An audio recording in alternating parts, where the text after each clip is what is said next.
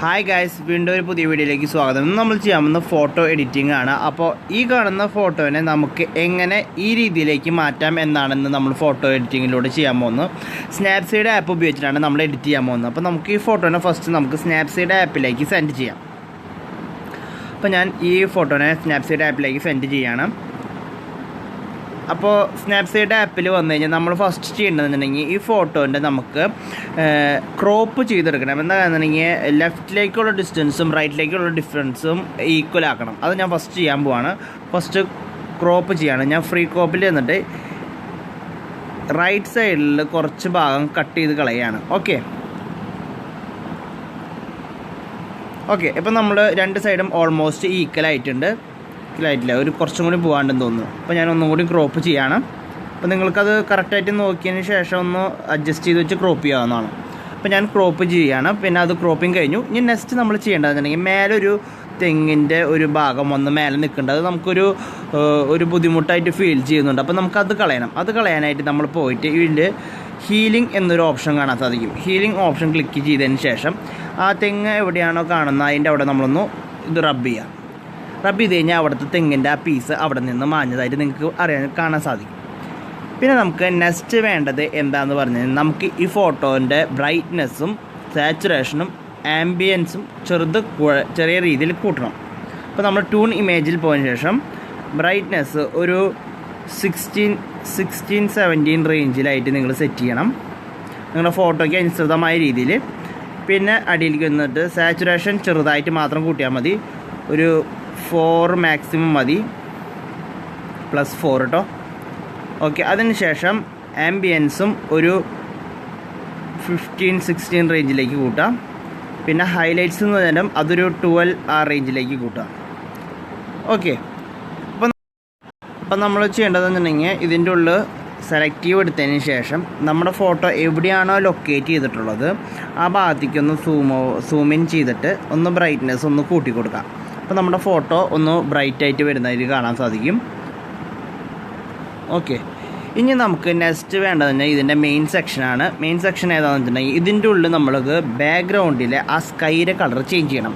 അപ്പോൾ അതിനായിട്ട് ഞാൻ ഇതിൻ്റെ ഉള്ളിൽ മെനുവിൽ പോയതിന് ശേഷം ഡബിൾ എക്സ്പോഷർ എന്നുള്ളൊരു ഓപ്ഷൻ കാണാൻ സാധിക്കും. അത് ക്ലിക്ക് ചെയ്യാം. ഞാൻ ഓൾറെഡി നെറ്റിൽ നിന്ന് ഒരു ഫോട്ടോ സ്കൈയിൽ ഡൗൺലോഡ് ചെയ്ത് വെച്ചിട്ടുണ്ട്. ഇതാണ് നമ്മൾക്കുള്ള ഫോട്ടോ.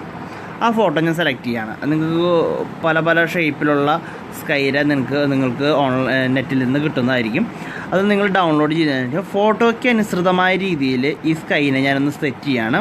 നിങ്ങൾക്കൊന്ന് സൂം ചെയ്ത് കഴിഞ്ഞിട്ടുണ്ടെങ്കിൽ അത് നിങ്ങൾക്ക് എങ്ങനെയാണോ വേണ്ടത് ആ രീതിയിൽ നമുക്ക് സ്കൈനെ അഡ്ജസ്റ്റ് ചെയ്യാൻ പറ്റും. ഓക്കെ, ഇപ്പോൾ ഓൾമോസ്റ്റ് സ്കൈനെ നമ്മൾ സെറ്റ് ചെയ്തിട്ടുണ്ട്.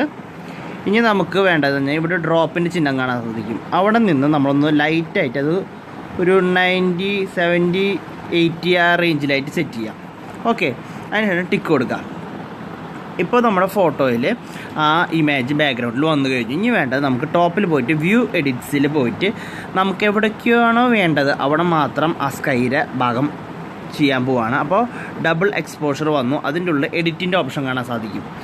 അടിയിൽ 100 എന്നൊരു ഫുള്ളിലിട്ടതിന് ശേഷം നമുക്ക് എവിടേക്കാണോ സ്കൈ വരുന്നത് അവിടെ നമ്മൾ നന്നായി ഷെയ്ഡ് ചെയ്ത് കൊടുക്കാം. ഓക്കെ, ബാക്കിയെല്ലാ സ്ഥലത്തും അഡ്ജസ്റ്റ് ആക്കാൻ വേണ്ടി നമ്മളൊന്ന് സൂം ചെയ്തതിന് ശേഷം വേണം. നമ്മുടെ ബോഡിയിലേക്ക് ആവാൻ പാടില്ല. അതിനനുസരിച്ച് നിങ്ങൾ ആയാൽ തന്നെ നമുക്കിവിടെ ഒരു ഇതുണ്ട്, 0ലേക്ക് ആക്കുക. ഡൗൺ ചെയ്ത് 0ലേക്ക് ആക്കിയിട്ട് ബോഡിയിൽ വന്നിട്ടുണ്ടെങ്കിൽ അവിടെ ഒന്ന് റബ്ബ് ചെയ്ത് കൊടുത്തു കഴിഞ്ഞിട്ടുണ്ടെങ്കിൽ ബോഡിയിൽ നിന്ന് ആ കളർ പോകുന്നതായിട്ട് നമുക്ക് മനസ്സിലാക്കാം. ഓക്കെ, ഇപ്പം നമ്മുടെ ഓൾമോസ്റ്റ് നന്നായി സൂം ചെയ്തിട്ട് തന്നെ ടൈം എടുത്ത് വേണം നമ്മൾ ഷെയ്ഡ് ചെയ്യാനായിട്ട്. ബോഡിയിൽ നിന്നൊക്കെ മാറ്റിയിട്ട് വേണം ഷെയ്ഡ് ചെയ്യാനായിട്ട്. അപ്പോൾ ഞാൻ കുറച്ച് ടൈം എടുത്തു ചെയ്യാനായിട്ട്. അത് കഴിഞ്ഞ് നമ്മളിവിടെ ഓക്കെ ക്ലിക്ക് ചെയ്യാണ്.